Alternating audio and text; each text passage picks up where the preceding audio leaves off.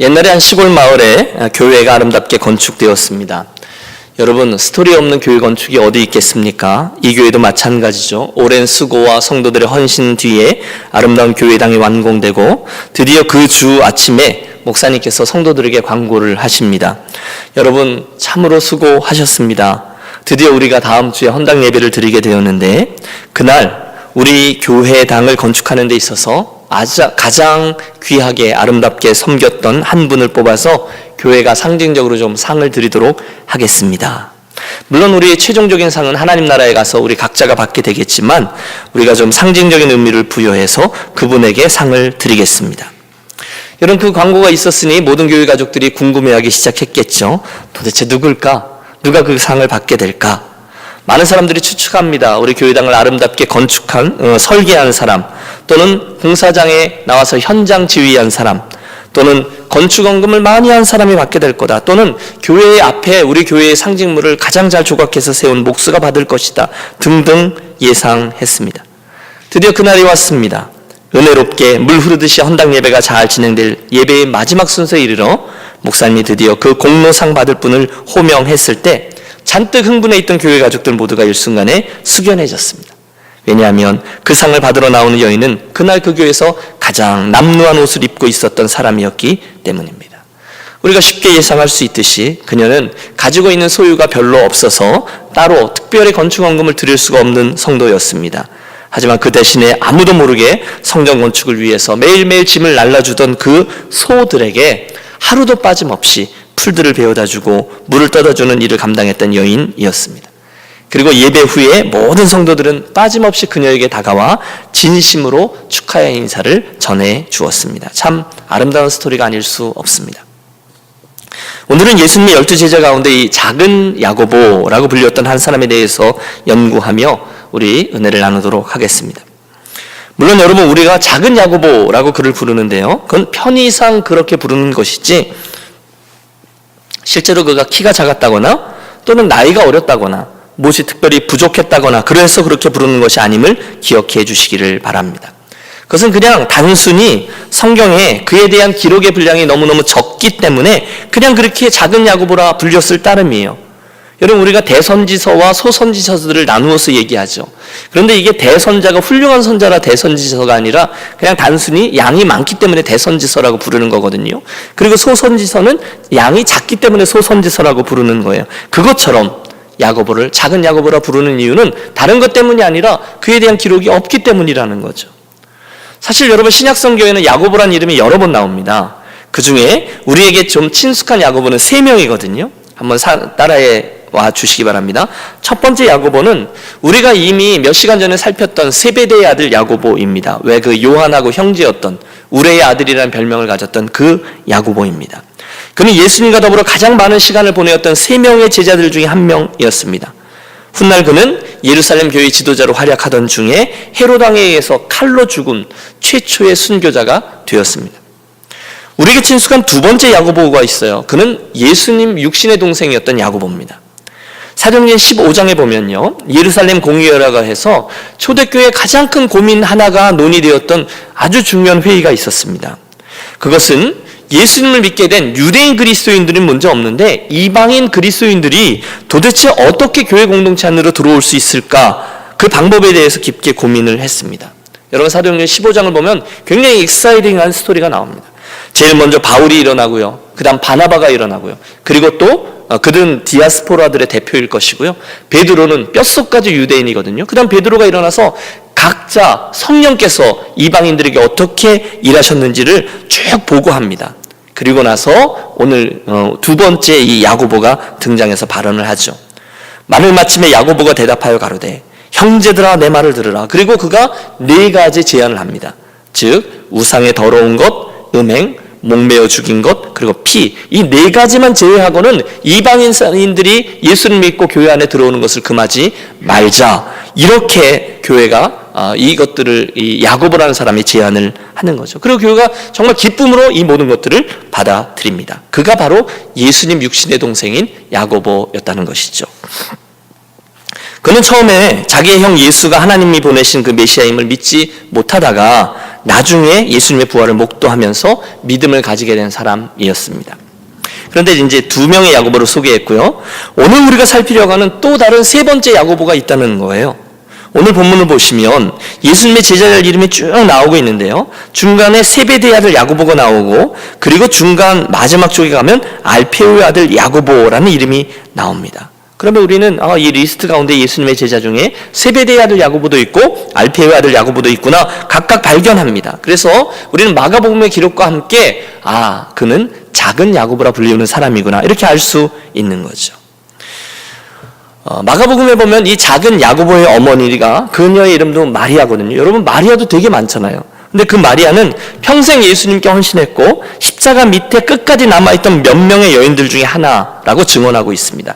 그가 오늘 우리들이 살피려고 하는 세 번째 야고보입니다. 여러분, 이해가 되셨죠? 첫 번째 야고보, 세베대의 아들 야고보, 두 번째 야고보는 예수님의 육신의 동생 야고보, 그리고 세 번째가 성경에 별 기록이 없는 작은 야고보입니다. 이제 이 점을 염두에 두고 우리가 늘 하던 대로 그 작은 야고보의 배경과 또 인생의 사건과 사역과 교훈을 하나씩 살펴보도록 하겠습니다 라고 말씀을 드리고 싶은데, 여러분, 저는 그렇게 말씀을 드릴 수가 없습니다. 왜냐하면 성경에는 그의 이름을 제외한 여탄 다른 기록이 단 하나도 기록되어져 있지 않기 때문입니다. 근데 오늘 본문에 알페오의 아들 야고보라고 부르고 있는 것이 그게 다이고요. 그 외에는 저가 어떤 사람인지 또 어떤 위대한 일을 했는지 도통 알 수가 없어요. 자료가 없어요. 그러므로 여러분, 오늘 설교는 여기서 마치도록 하겠습니다. 이상 끝! 이러면 여러분, 그리고 여러분은 참 좋으실지 몰라도 또 저는 그럴 수가 없잖아요. 그래서 성경에 아무런 기록이 나와 있지 않아도 제가 어떻게 설교를 하는지를 잘 지켜보시기를 바랍니다. 다름이 아니라 그에게서 얻는 은혜는 이겁니다. 성경이 12제자들에 대한 이야기를 할 때에는 거기에 늘 이 작은 야고보가 껴있었다는 점입니다. 따라해 주십시오. 그는 항상 거기에 있었습니다. 여러분, 마가복음의 저자가, 그 마가가 그를 작은 야고보라고 불렀다고 말씀드렸어요. 왜 그랬을까요? 키가 작아서일까요? 나이가 어려서요? 아니면 다른 제자들에 비해서 수준이 낮아서요? 그건 잘 모르겠어요. 그러나 분명한 건 성경 이곳저곳을 잘 살펴보면 그는 아주 조용했고 또한 겸손했다는 것을 알 수 있습니다. 그렇지 않습니까? 여러분, 만약에 저가 겸손하지 않은 사람이었다면 적어도 사복음서에 한두 번쯤은 그 많은 예수님의 사건들 속에서 무슨 이야기거리로든 그가 등장했을 거예요. 여러분, 다른 제자들 한번 떠올려 보세요. 베드로, 안드레, 야고보, 요한, 빌립, 마태, 세베대의 아들 야고보, 아까 얘기했죠. 심지어 가룟 유다까지 어떤 특별한 사건이 있으면 잠깐이라도 그 제자들이 등장을 하거든요. 그런데 이 작은 야고보는 결코 드러나지 않았어요. 조용합니다. 여타한 문제를 일으키지 않았습니다. 그러나 여러분, 그럼에도 불구하고 우리가 잊지 말아야 될 것은 그럼에도 불구하고 그는 늘 그 현장에 있었다는 거예요. 저는 믿습니다. 여러분, 그 모습도 하나님이 그에게 주신 은사라고 말입니다. 여러분, 오해하지 마십시오. 혹시 여기에 그가 항상 거기에 조용히 있었습니다라는 것을 아무것도 하지 않고 숨만 쉬고 있었던 사람, 이렇게 해석하지 마십시오. 성경을 보면요, 항상 이렇듯 조용하게 자기의 자리를 지켜내며 그러나 자기에게 맡겨진 역할과 사명을 잘 감당하는 이들이 많이 있습니다. 그래서 저는 오늘 이 작은 야고보의 이야기를 나누면서 그런 이들의 중요성을 다시 한번 여러분과 인식하려고 합니다. 그걸 붙잡고 기도하려 합니다. 여러분, 동의하시죠? 예수님의 그 놀라운 수많은 사역들 뒤에는 이렇듯 이름 없이 주님을 섬겼던 사람들이, 그들의 이름이 생략되어 있었습니다. 사실 그들의 섬김을 통해서 예수님의 사역이 거의 다 진행됐다 해도 과언이 아니에요. 그뿐이 아니죠. 교회사에도, 그리고 그 다음에 선교사에도 이렇게 이름이 드러나지 않은 채 섬긴 이들이 너무너무 많이 있었어요. 그런데 여러분 아십니까? 그렇듯 저와 여러분에게 이름이 알려지지 않은 무명의 일꾼들이지만 하나님 나라에서는 아주 유명한 일꾼들로 드러나게 될 이들이 얼마나 많은지 몰라요. 여러분, 고린도서에 그런 말씀이 있잖아요. 하나님 앞에 무명한 자, 유명한 자. 저와 여러분, 우리가 볼 땐 별 사람 아닌 것 같지만 하나님이 인정하시는 사람들이 많다는 거예요. 여러분, 그런 분들이 이왕이면 그런 분들이 되시기를 축복합니다. 여러분, 이 세상을 보면 사실 우리들의 눈에 보이지 않을 정도로 너무너무 작은 것들이 실은 깜짝 놀랄 만한 역할을 하는 것들이 너무너무 많아요. 눈에 보이지 않을 만큼 너무도 작은 생물들, 미생물이라고 부르잖아요. 그들이 없었다면 우리가 보는 이 바다의 모습은 이대로 존재하지 않았을 것입니다. 여러분 아세요? 자그마한 벼룩은 자기 키의 200배를 뛰어오른대요. 별로 놀라지도 않으시는데, 여러분 만약에 이 김 목사가 200배를 뛰어오른다고 생각해 보십시오. 아마 여러분 우리 LA 다운타운에 있는 가장 높은 빌딩도 저는 쉽게 뛰어넘을 수 있을 겁니다. 놀라운 능력이죠. 여러분 전쟁 같은 경우에는 비상 상황인데요, 아주 자그마한 아주 쫄병 하나가 오늘 무슨 일이 일어나겠어, 잠깐 어디 갔다 오지 하고 그 보초 서는 것을 게을리하면 모든 군대가 전멸당하는 경우도 생길 수 있습니다. 영적으로도 마찬가지입니다. 이 정도는 괜찮아. 그리고 예배를 한번 건너뛰었는데 그날 그 건너뛴 주일 때문에 일평생 주님을 멀리하게 되는 경우도 있습니다. 얼마든지 그런 일이 벌어질 수 있어요. 제가 드리려는 말씀을 이해하셨는지 모르겠습니다. 작은 것, 작은 사람, 작은 일, 그것의 중요성은 아무리 강조해도 지나치지 않아요. 오늘 우리가 보려고 하는 것이, 이 작은 야고보에서 배우는 것이 그 작은 사람이 보여준 신실한 모습이에요. 여러분 저를 따라서 이 시간 지금까지 여러분께서 오늘 우리 교회일 수도 있고요, 또는 여러분의 과거의 어떤 경험일 수도 있고요, 여러분 주변에 참 신실한 하나님의 사람이라는 분을 한번 떠올려 보십시오. 누구라도 좋습니다. 그리고 제가 질문하죠. 저분 참 신실하다, 너무너무 귀하시다, 이런 분들이 있을 거예요. 그런데 대답해 보세요. 그분들이 큰 일이기 때문에 신실했고 작은 일이기 때문에 흐트러지고, 여러분 그런 분 보셨습니까? 그러지 않았을 겁니다. 그분들은 큰 일에도 신실하고 작은 일, 비교적 작은 일들, 그 작은 일에도 신실한 사람들이셨을 겁니다. 여러분 구약 창세기의 요셉을 보십시오. 요셉은요, 작은 일이라고 생각되어지는 일들을 신실하게 했어요. 종의 일도 잘했죠. 감옥에 들어가서 감옥 총무하는 일도 신실하게 했죠. 하지만 훗날 그가 애굽의 총리라는 일을 맡았을 때에도 그는 변함없이 신실하게 감당했습니다. 그게 비결이에요.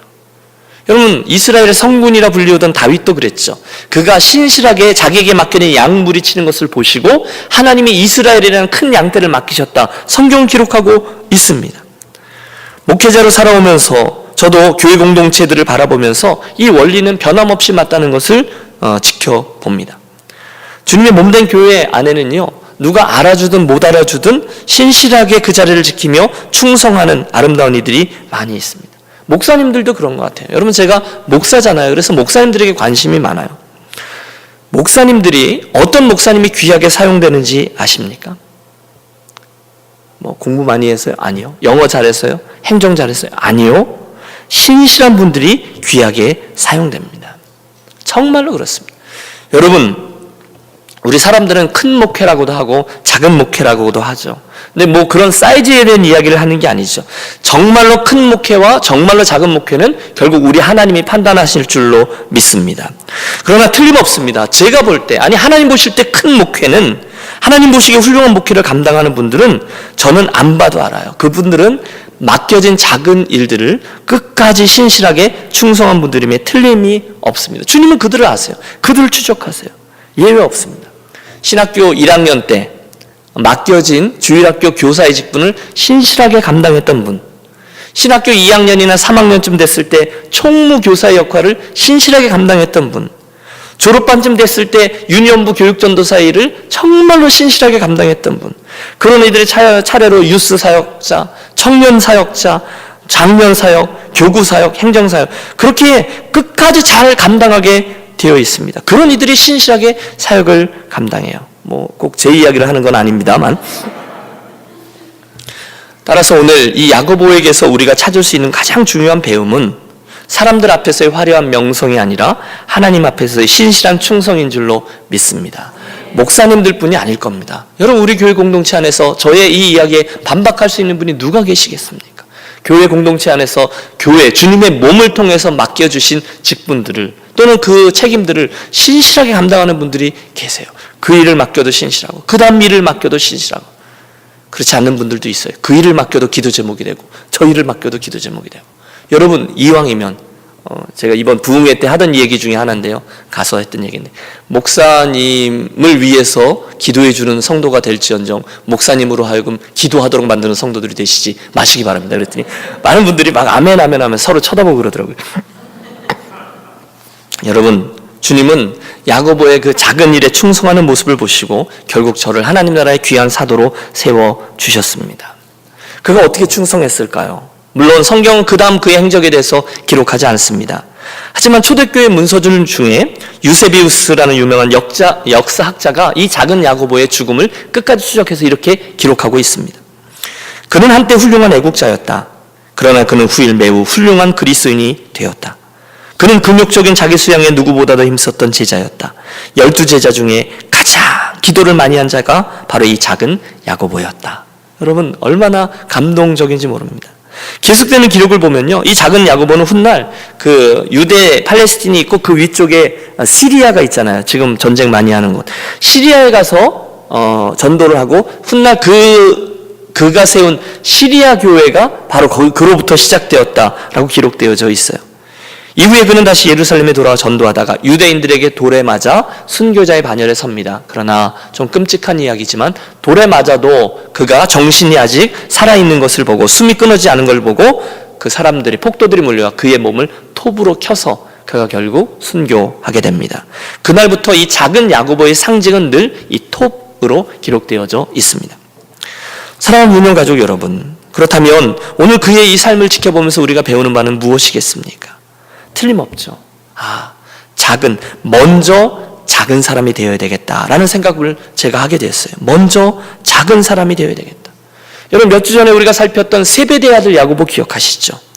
그 야고보와 조금 대조됩니다. 세베대의 아들 야고보는 그의 동생 요한과 함께, 그리고 또 그의 어머니와 함께 와서 자리 청탁을 하잖아요. 주의 나라에 하나는 주의 우편에, 하나는 주의 좌편에 앉게 해 주십시오. 그러나 그 순간까지도 이 작은 야고보는 아무 말 없이 자기의 자리를 지켰습니다. 그 모양새를 다 보면서 말이죠. 우리 주님께서 예루살렘 성에 입성하실 때 아무 말 없이 자기의 나귀 새끼를 내어드린 사람의 이름을 우리는 모릅니다. 그러나 그분은 아십니다. 제자들과 함께 주님의 그 유명한 그 의미 있는 6월절 최후의 만찬을 위해 기꺼이 자기의 다락방을 내어준 사람의 이름을 우리는 모릅니다. 그러나 그분은 아십니다. 5,000명을 먹이기 위해 5병이의 도시락을 내놓은 소년의 이름을 우리는 모르지만 우리 주님은 아십니다. 여러분, 이렇듯 우리 주님의 사역에는 그런 알려지지 않은 수많은 무명의 일꾼들이 있었다는 거예요. 여러분, 이게 결코 쉽지 않죠. 우리는 모두 주님을 위해서 일한다, 그래서 일 좀 했다, 저분 훌륭하다라는 이야기를 많이 하고요, 또 듣습니다. 그런데 그때조차 우리 마음속에는 아무리 겸손해도 마음속 깊은 곳에 어딘가에 그분이 내 이야기를 좀 해줬으면, 그분이 좀 알아줬으면 은밀히 바랄 때가 있습니다. 에이, 그만하세요. 하지만 마음속으로는 좀 더 하세요, 좀 더 하세요. 여러분, 이런 모습이 우리들에게 있습니다. 제가 어제 이제 캐나다에서 돌아왔는데요, 캐나다 캘거리에서 섬길 때 교회당이 꽤 멀었어요. 제가 살던 집은 그 캐나다가 이제 네 구역으로 나누어져 있는데 노스 웨스트에 있었고요, 교회 공동체는 사우스 이스트에 있었습니다. 그런데 문제는 캘거리에 눈이 많이 와요. 눈이 아주 많이 와요. 그리고 교회당이 이렇게 코너에 있었기 때문에 이 인도가 굉장히 길었습니다. 그런데 여기에 눈을 치우지 않으면요, 티켓이 날라오거든요. 게다가 또 혹시 그 눈에 미끄러져서 누군가 넘어지면 그 교회를 수하게 돼 있어요. 그러니까 여러분, 눈만 오면 제가 출동하는 거예요. 왜? 부목사가 나밖에 없으니까. 제가 착해서는 아니고요. 저밖에 없으니까. 그런데 여러분, 그 눈을 열심히 치우는데 뭐가 제일 억울한지 아십니까?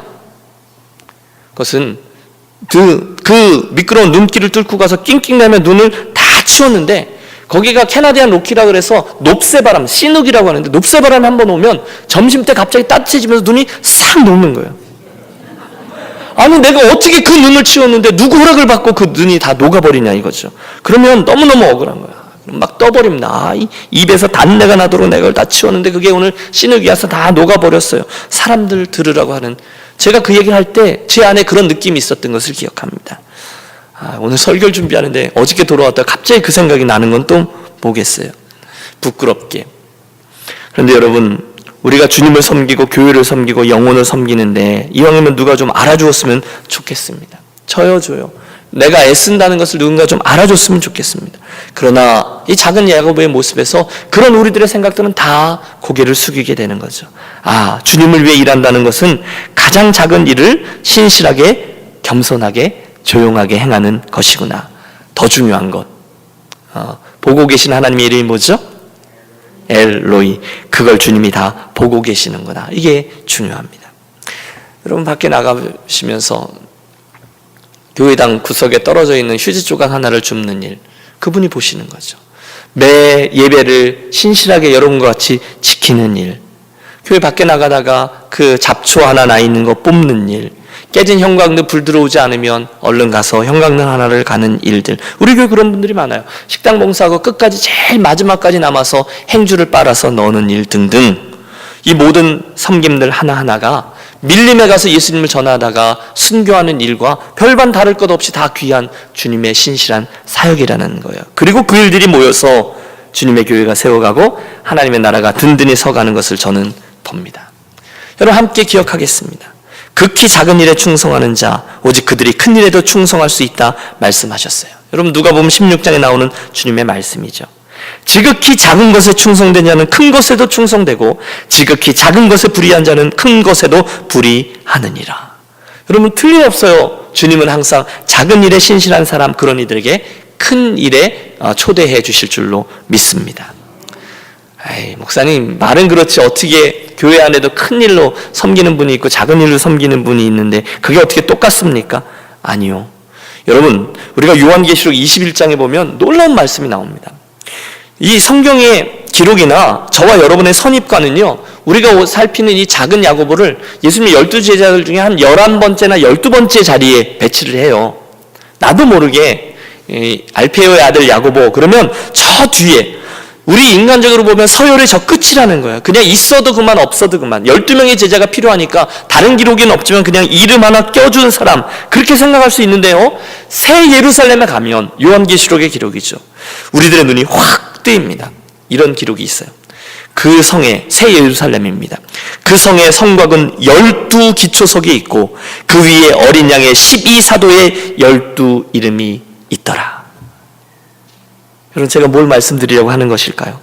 하나님 나라에 가면 예루살렘 성의 성곽에 12개의 기초석이 있는데 거기에 이 12사도의 이름이 기록되어져 있다는 거예요. 그런데 저는 확실히 압니다. 그 중에 베드로의 이름이 가장 크게 써 있을까요? 아니요. 이 작은 야고보의 이름이 가장 작게 써 있을까요? 아니요. 모두 다 귀중한 하나님의 일꾼들이라 그 이름들이 다 거기 써 있을 거다, 저는 그렇게 믿어요. 왜? 충성됐으니까요. 왜? 신실했으니까요. 왜? 주님을 위해 기꺼이 섬겼으니까요. 여러분, 그게 충성이고 그게 신실함의 위력이죠. 히브리서 6장 10절, 하나님은 불의하지 아니하사 너희 행위와 그의 이름을 위하여 나타낸 사랑으로 이미 성도들을 섬긴 것과 이제도 섬기고 있는 것을 잊어버리지 아니하시느니라. 할렐루야. 저와 여러분이 우리들이 했던 모든 행위들을 우리 하나님이 잊지 않으신다는 거예요. 우리가 특별히 사랑으로 성도를 섬긴 것과 오늘도 섬기고 있는 것을 하나님은 잊어버리지 않으신다고 말씀하세요. 와, 결국 우리가 얻는 교훈은 이거죠. 먼저 작은 사람이 되자는 거예요. 해보십시오. 먼저 작은 사람이 되겠습니다. 네, 작은 야고보는 그걸 알았어요. 그리고 그는 겸손하게 자기 위치에 서서 자기 직분을 감당했어요. 나대지 않았어요. 오버하지 않았어요. 물론 그는 남들의 눈에 띌 만큼 주님의 특별한 칭찬을 듣지는 않았어요. 그러나 그는 조용히 자기의 일을 끝까지 충성되게 감당했습니다. 더 중요한 것, 하나님은 그걸 보고 알고 계셨다는 거예요. 저는 알아요. 어떤 성도가 좋으냐? 똑똑한 성도요? 돈 많은 성도요? 좋은 학교 나온 성도요? 맡겨진 일을 잘하는 성도요? 성격이 좋은 성도요? 등등. 저는 지금까지 저에게 맡겨주신 사역의 장들마다 여러 부류의 성도분들을 만나고 동역해 봤어요. 그런데 그 중에 가장 좋은 성도는 누군지 아세요? 변함없는 성도예요. 여러분도 그러시죠? 여러분 수많은 목사들 만나보셨는데 어떤 목사님이 제일 좋으세요? 변함없는 목사님, 신실한 목사님일 겁니다. 제가 성도라도 그런 목사님이 제일 좋습니다. 여러분도 신실한 변함없는 성도, 저도 신실한 변함없는 목사, 우리 교회 공동체가 그렇게 세워지기를 간절히 기도합니다. 그게 오늘 우리들의 기도 제목인 거죠. 로마서를 쭉 읽다가 보면요, 로마서 16장인가요? 거기 보면 굉장히 많은 사도 바울의 동역자들 이름이 나와요. 여러분 혹시 아리스다고라는 제자 이름을 들어보셨어요? 기억하세요? 아리스다고. 못 들어보셨을 겁니다. 별로 못 들었을 겁니다. 왜냐하면 그는 별로 티나지 않기 때문이에요. 하지만 아리스다고는요, 사도 바울과 함께 전 세계를 누볐던 사람입니다. 중요한 것은요, 아리스다고는 성경에 보면 설교 한 번 제대로 한 적이 없는 사람입니다. 그가 특별한 기적을 행하지도 않았습니다. 어떤 놀라운 가르침으로 교훈하지도 않았습니다. 대신에 아리스다고가 한 일은요, 사도 바울 옆에 항상 그 모습으로 같이 있다는 거예요. 심지어 바울이 로마 옥중에 갇혀 있을 때에도 그는 사도 바울과 같이 있기 위해서 스스로 수감되기를 간청했습니다. 바울이 배에서 파손하고 어려웠을 때도 아리스다고는 거기 있었어요. 바울이요, 유라굴라라는 광평을 만나고 무인도인 섬에 도착해서 괴로움을 겪고 있을 때 아리스다고가 거기 있었습니다. 바울이 괴로움과 고난을 당하는 순환의 현장에 그가 거기 있었어요. 사도 바울이 복음을 전하다가 고독하고 외롭고 병들고 괴로울 때에도 언제나 아리스다고가 그 곁에 있었습니다. 저는 확실합니다. 바로 그 때문에 복음이 전진될 수 있었다는 거예요. 저는 확실합니다. 사도 바울은 그 때문에 그의 사역을 그렇게 감당할 수가 있었어요. 누가도 그런 사람이었어요. 바나바도 그런 사람이었어요. 아니 로마서 16장에는 그런 오늘의 작은 야고보와 같은 신실한 이들이 가득합니다. 그들뿐이 아닐 거예요.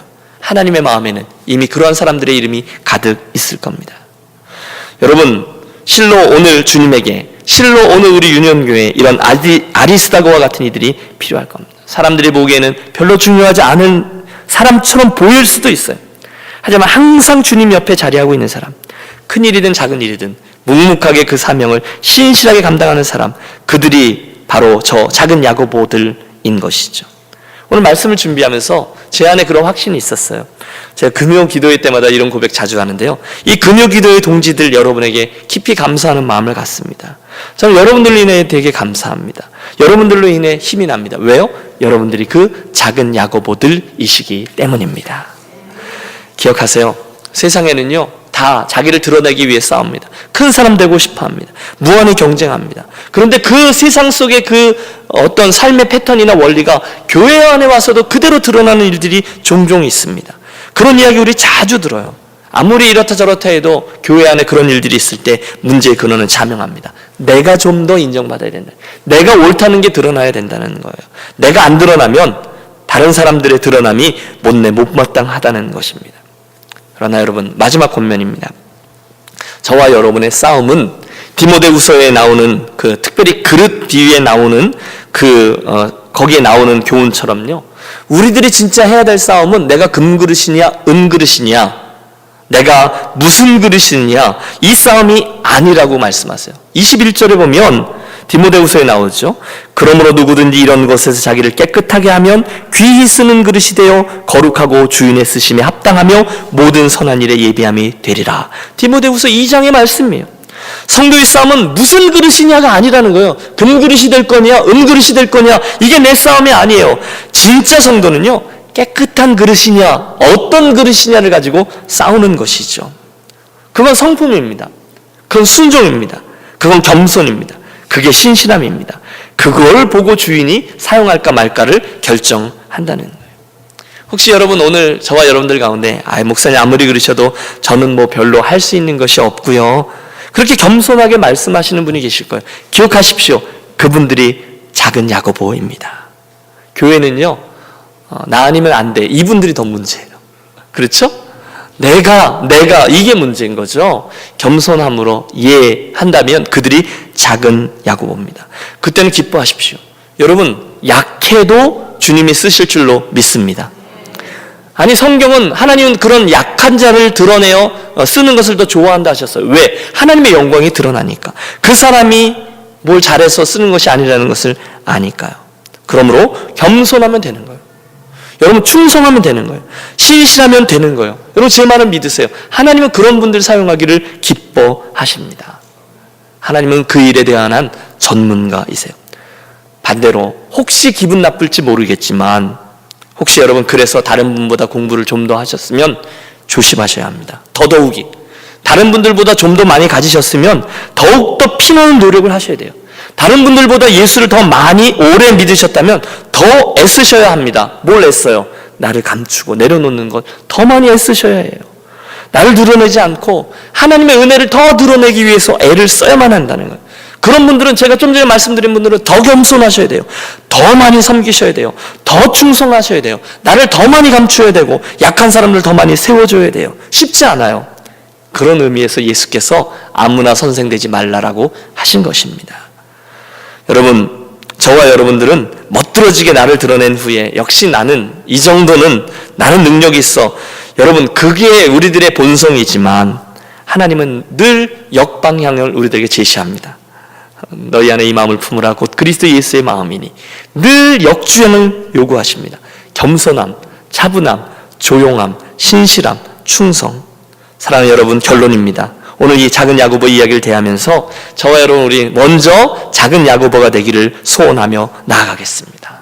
무슨 사역을 하시든지 어떤 헌신을 하시든지 신실하게 걸어가심으로 결국 나는 안 드러나는 거죠. 세상과 나는 간 곳 없고 구속한 주만 보이도다. 여러분, 이 이야기가 저와 여러분의 이야기와 또 좋은 샘플로 후배들에게 잘 전달되어지기를 주의 이름으로 축원합니다.